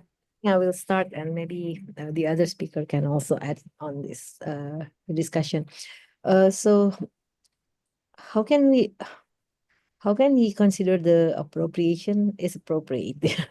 Okay, so I think when we talk about the appropriation by the inhabitants as a way for them to maneuver within their available space and available resource, um, we are not talking about the right and wrong. Yeah, so we are not judging whether it is correct or not, whether it is violating the rules or not. Yeah, because this kind of inquiry is actually a way for understanding what is really happening currently from the perspective of the inhabitants. And I think the discussion about whether that is violating the rules or whether that is not appropriate in accordance to certain standards is another kind of discussion. So I think we need to separate, because if from the beginning we already become very strict with the rules and with the standards, then perhaps whatever is happening will be wrong, will be judged as wrong or inappropriate. So I think it is important for us to be able to distinguish, because I think we are talking about the process of inquiry here rather than problem solving. So as a way for understanding appropriation probably is one of the way we can understand how is actually the maneuver practiced by the residents within the available space and resource. Yeah. And then another question about how can we understand about domestic interiority without romanticizing it? Yeah. Yeah. I think what I'm discussing in my presentation is something related to the here and now. So it's like we are talking about what is currently happens in the setting, in the urban setting. We are not talking about the ideals. We are not talking about the history. So it's not about something that is not here. Yeah, but this is about the approach that we usually have in the cases that I presented just now is something that is trying to find a section of living, a section of everyday life, yeah, uh, in which we can see the dialogue between the domestic as a domain, which is usually private, and the public or the urban, which is a domain which is usually open and public. So I don't think there is an issue about romanticizing here if our intention is really to really understand what is actually happening. So it is far from the, I think that's another inquiry talking about what is ideal and what is should be something or imagine or something memory or anything like that. Yeah, there are a bunch of studies about that. But what I'm explaining in the illustration is about seeing about what is actually really happening now. Of course, that might be something as a basis for what we are going to do next or in the future, but the focus will be understanding what is actually happening now. I think that's my response, Bu Thank you. Roro. Thank you so much, Bumita. Probably Jim or Bumidi. Jim first. You want to respond to the question? Sure. Thank you. Well, I think there is already the issue that no matter how much you want to relate, let's say, the stories, somehow there is the subjectivity of the interpreter. There is language, there is translation. So I think one element that is important is to have different points of view and different voices in a way that both the exhibition and both the storytelling not be just from one point of view. But I think, as I mentioned also, that the researcher, which can include the students, of course, tells of this relationship, and that is integrated into the to the process, whether it is let's say co-creating the drawings. Often drawings for architects are considered to be a bit their expertise, so it's a kind of they have power over the maps, but in a way in the process also these drawings can be a way to trigger dialogue. So there can be a participation, they can trigger memories. So they can be a tool also to open up a space of dialogue.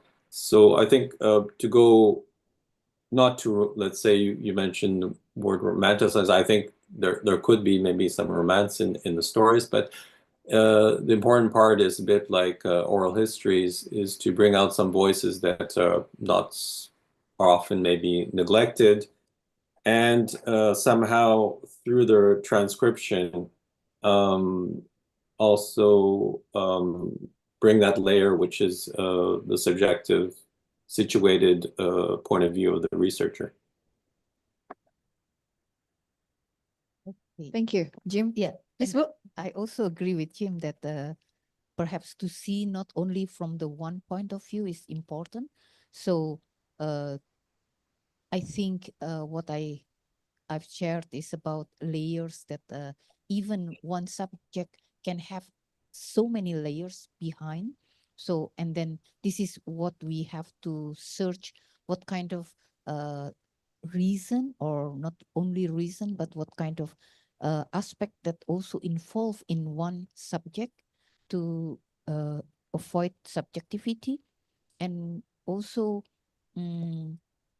perhaps the question is not romanticizing, but how we can stop to see, or when we can stop to see the from other point of view, because we should learn and learn more about what kind of layers, and then maybe in the workshop we can learn how we can stop to see from after seeing a subject from several layers, how we can stop. Maybe that's the questions. Okay. Thank you, Bu Widi, Bu Mita, and Pak Jim for the question. Oh yeah, we have question ya, Mbak. Yeah, yeah, one question. Can you show? Okay, I think I will read from here. Question from, or probably I will invite Pak Agus Suhada. Apakah ada? Mungkin probably you want to ask the question yourself or not? Okay, so we also have one raised hand, but then to make it short, I think I have to read the question back. Okay, question from Agus Suhada. Jakarta area also still has many urban communities or environments, but as in the presentations, it seems that only certain villages are like that, or most are tourist villages. My question is how to organize villages or areas on the outskirts of Jakarta, which are actually far from decent. Is there any solution? Okay, I think this is for Bu Mita, particularly, yeah. And probably Jim and also Bu Widi can respond later. Please, Bu. Yeah, okay, thank you for the question. Yeah. So the question about the solution, yeah. Before I respond to this question about the solution, I think it is important for us to see that dealing with urban kampung, with all the issues and challenges, I prefer to use the word issues and challenges rather than problems, because the idea of problems is really about the point of view. So something can be considered as a problem by somebody, or maybe for example, as an outsider, probably when we come to urban kampung and then we see that those are the problems. But then probably from the point of the residents, that's not the problems, but there's already a solution for something that they try to face. Yeah, so it's quite tricky to see or to understand what is actually the problem. So that's why I prefer to use the term issues and challenges. Yeah, and the idea of the variety of urban kampung, yeah, there are a variety of urban kampung in many different cities. Yeah, I think Jakarta have its own characteristic, and also Bandung, and also some other cities in Indonesia where the urban kampung have different characteristic. So I think what is important at the beginning of our attempts to deal with the issues of urban kampung is trying to understand. And I think that's why this upcoming workshop is trying to do rather than trying to find the problems and then providing the solution. Perhaps the way of seeing urban camping or the way we read urban kampung, probably we need to find many possible alternatives in looking into urban kampung. I think Jim has offered a way of seeing the kampung from the perspective of the stories, so that we can start our understanding by looking into what kind of stories are available there, what kind of stories are generated by the people there, different subjects, and then Buidi also try to explain, has already explained some dimension that probably we can try to uncover when looking into urban kampung. And I think those are all the very important things for us to establish our understanding, because everything that works in certain urban kampung might be different from the others, and that's why I don't believe in the generalization. So it's like it is not for us to judge or for us to create the standard of how we can actually trying to solve the problems, because again, probably it depends on the certain context, and that's why the inquiry, I believe that the inquiry at the beginning will be critical in understanding what we should be done. So from there, then probably we can move on to thinking about what is the best way. And probably in many places, the best way is just leave it as it is, but probably rather than the physical solutions, probably there are many other kinds of intervention that needs to be done. So we need to remember again that the issues of urban kampung is very multidisciplinary. So it's not always about physical, but there are many other layers that need to be uncovered. Yeah, I think Okay. that's my response. Thank you, Bhumita. Jim, do you have anything to add on Bhumita's statement? Maybe I could just mention that the perspective of this workshop is part of a series, and we're hoping to continue and in our network of universities with, for example, Parmesan in Jakarta or in Samarang or Jogja, to look at different situations, like Paramita mentioned. I would say not to say that we have some kind of a generic or generalized model, but to show that there is a range and that this contextualization is important. And then perhaps also to experiment learning from each workshop also.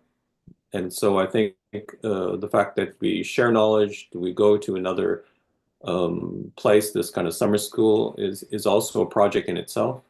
And so we are, I think this also event is part of that. So that allows us to see these different points of view and to learn in the process from one workshop to another. Okay, thank you, Jim. Buidi, do you have anything to add? Yeah, maybe this is, I mean, our workshop and also our sharing is not about finding the solution, but we want to tell that the awareness of learning from the kampung and to see from each aspects that there are a lot of layers that we have to investigate and to learn from that before we make a decision is more important than the solution itself. And then with the solution, perhaps it's not the best way solution, but maybe the balance between we try to find the best benefits for all of stakeholders or all of aspects. Okay, thank you, Buidi. I saw someone raise hand earlier. Okay, Mbak yeah. Can you, yeah, please, you can unmute Yeah. yourself and then ask the question.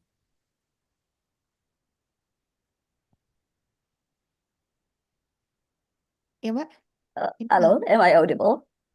Yeah. Yeah, please. I think my internet connection is not so good here. Sorry. Actually, I have a question, but it's already answered. It's about legal or illegal because it especially what Prof. Mita said in her presentation about Kampung urban. It's like how to say, broke the rules. Like as maybe as an architect and as a lecturer as well in the university, we have to teach to our student how to plan, how to provide how to say, facilities to for people who live in. But from Prof. Mita, we have learned that maybe we have to encourage as well already what already happened in our society nowadays. My question is, what next from the learning of the urban, kampung urban, and then what should we do as a trainer or a lecturer to teach our students how to plan, how to, for example, we are including in like RTBL team, and then what should we do to encourage those kind activities without break the rule in the future? Okay, thank you, Mbak Ai. Bu Mita, probably you want to respond first? Yeah. Okay. I think so. So this is actually a question about what next. So after understanding and what next, and how to maneuver between the thing that seem to break the rule or seem legal or illegal. Yeah. Yeah. I think there is a quite a many discourse talking about legal and illegal. So like in the first place, is the urban kampung legal or illegal? Probably that's a question. Or maybe depending on which kind of urban kampung, or there is also a question about what happens when the facilities is not available for the inhabitant, and then the inhabitant try to provide by themselves, probably in a way that is not in accordance to the standard, and so on. Yeah. Yeah. So I think Mbak Ai asked the questions as teachers. So the question is more on like, what should we teach? Yeah. I think what is important here is that, from my point of view, it is important to introduce a wide range of perspective in looking into urban kampung. That's one of the things. If we're talking about not only about now, but talking about how everything will develop in the future.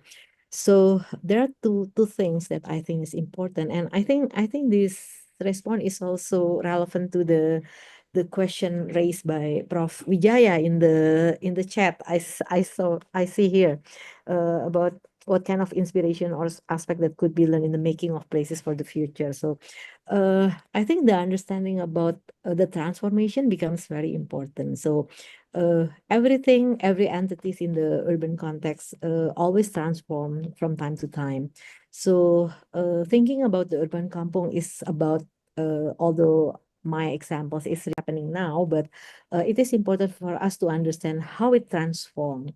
So the relationship between the people and the kampung might be different from the past, and then now how they see urban kampung, what is the meaning now, and how dependent each other between the people and the kampung, and probably that transform over time. And we also need to know how it will, or predict how it will transform in the future. So the question is not about what kind of correct solution or what kind of correct standard or regulation that we need to establish, but it's about, do we really understand how the transformation is going on? Because by knowing about how it could possibly transform, then maybe we can understand, and that's I'm coming to the second point that I would like to emphasize here.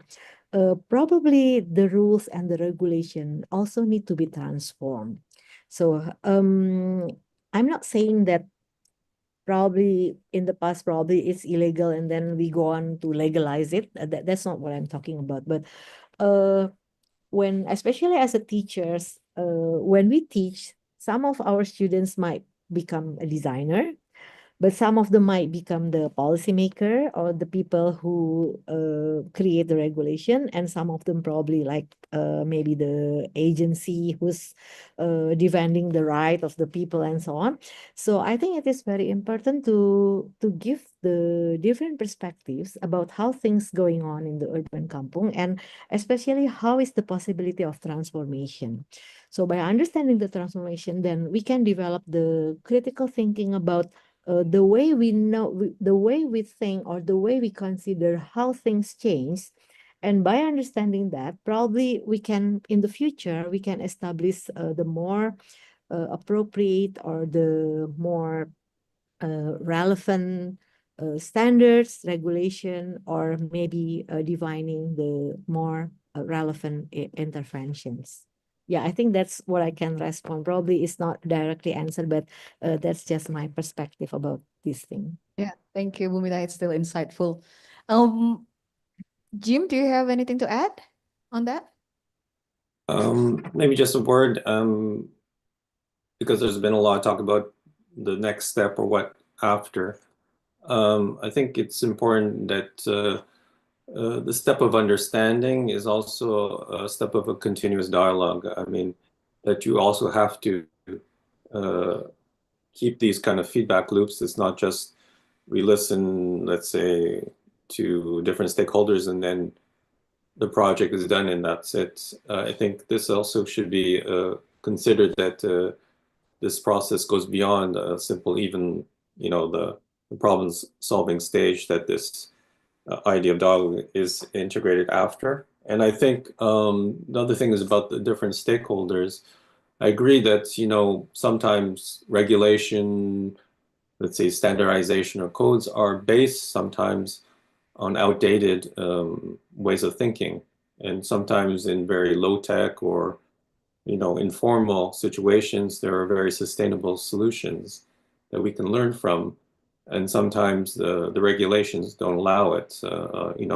But each context has to be understood as different. That's a little bit what we're trying to maybe show with these studies. I know in France, for example, with the question of energy, question of climate change, there's a lot of legislation, but there's also a lot of things we learn from going back to vernacular solutions. And this means that the legislation has to change. Okay, thank you, Jim. Do you have anything to add? Small things that learning from Kampung is only a case study. So we can actually also learning from other things, or learning from the city, from learning from, I don't know, rural area perhaps. But the most important is about critical thinking, to develop a critical thinking, so we can also implement this way of thinking in every aspect, because we are not always find a solution that is finished, because once we make a solution, perhaps there will be another issues or challenge that we will face. So we will never ending learning, but yeah, that's the art of critical thinking. Yeah. Yeah, because architecture and urban problem is also a wicked problem. When we come with a solution, there will be more problem appearing, or issues and challenges, in copying Bumita's term. So I think Bumita also touched on Pak Wijaya's question, but I will invite Pak Wijaya if you still have any follow-up question, because we still have a very little time.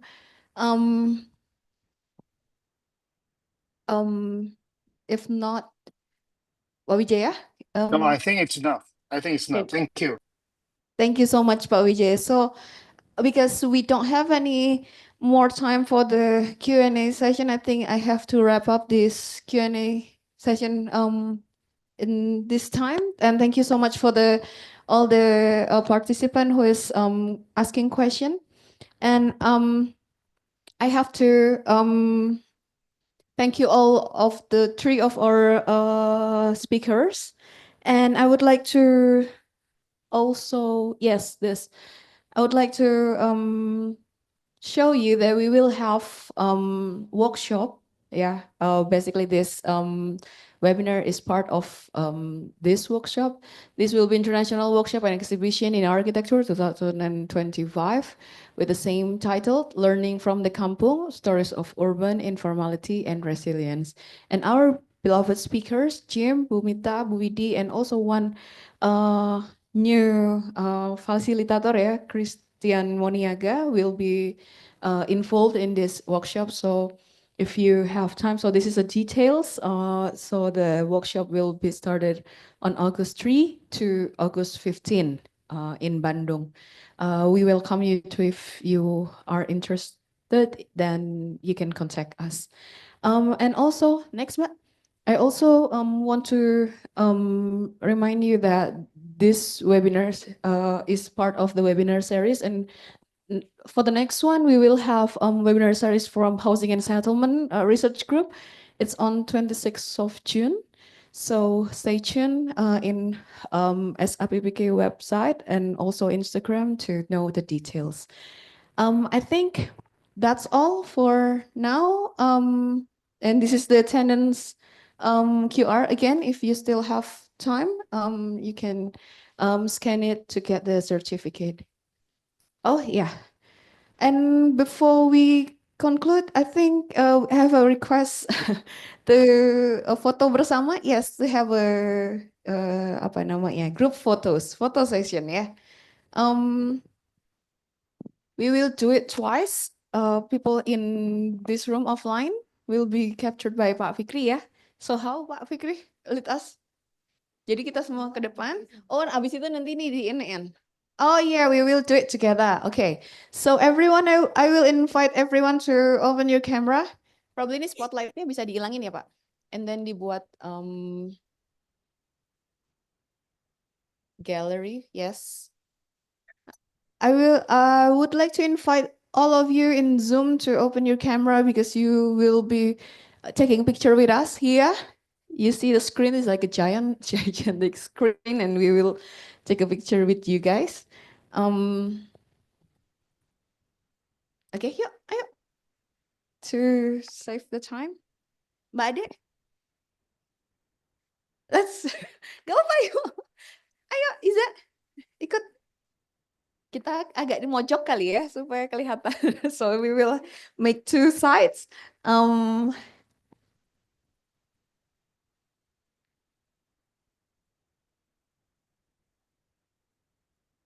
Okay. Okay, all good? All good ya? Bisa dapat semua Mas Ines? Okay, 1, 2.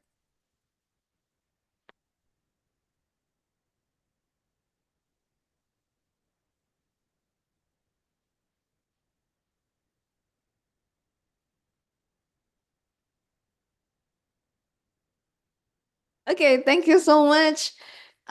It's been a pleasure to host you guys in this beautiful webinar. Thank you again for three of our distinguished speakers. I cannot wait to see you all in the workshop. Thank you. I would like to conclude with Assalamualaikum warahmatullahi wabarakatuh. See you. Bye. Thank you, Jim. Thank you, Prof. Thank Mita. you, everyone. Thank you, everyone. Okay, Bye, bye-bye. Budi. Bye. Thank you. Thank you. See you soon.